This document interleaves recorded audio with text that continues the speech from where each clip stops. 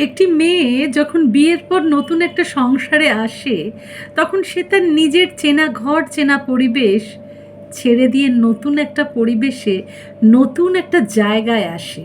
একটি গাছকে যেমন তার শিকড় সমেত তুলে ফেলে নতুন মাটিতে পুঁতলে সেখানে সে তার শিকড় মেলে নতুন করে নতুন মাটিতে, নতুন আবহাওয়ায় বেঁচে থাকার রসদ সরবরাহ করে সজীব হয়ে উঠতে সময় নেয়।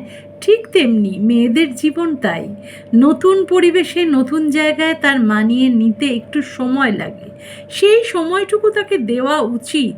বেশিরভাগই আমরা সেই সময়টুকু তাকে দিতে পারি না। তাকে বোঝার চেষ্টা না করে তার উপর নানা অভিযোগের বোঝা চাপিয়ে দেওয়া হয়।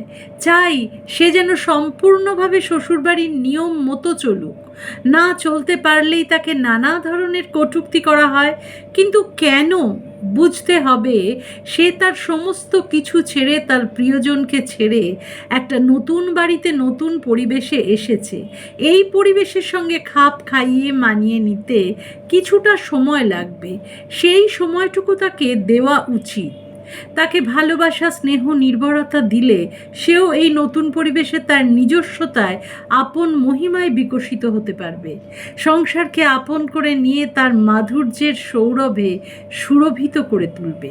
বেশিরভাগ ক্ষেত্রেই আমরা তার ত্রুটিগুলো আগে খুঁজে বের করি। সেই ত্রুটিগুলো তাকে সামনে থেকে ভালোবাসার পরশে শুধরে না দিয়ে আড়ালে তার সমালোচনা করি।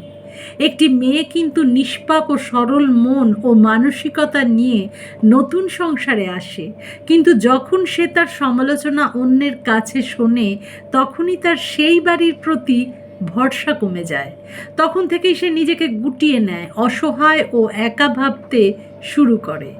নতুন পরিবেশে বিকশিত হওয়ার পরিবর্তে সেই বাড়িকেই পর ভাবতে শুরু করে।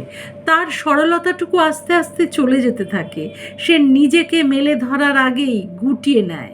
তার ভুলগুলো যদি স্নেহ ও ভালোবাসা দিয়ে বুঝিয়ে দেওয়া হয়, তাহলে সে নিশ্চয়ই বুঝবে, চিন্তা করবে, বিষয়টি নিয়ে ভবিষ্যতে নিজেকে শুধরে নেয়ার চেষ্টা করবে। ভালোবেসে সব সম্পর্কের উন্নতি করা যায়, সুন্দর করে সাজিয়ে তোলা যায় সম্পর্কগুলোকে। চেষ্টায় কি না হয়, তখন এত বিচ্ছেদ থাকবে না। শাশুড়ি বৌমার সম্পর্ক মধুর হয়ে উঠবে। বিচ্ছেদ দূর করে সম্পর্কে লাগুক ভালোবাসার ছোঁয়া।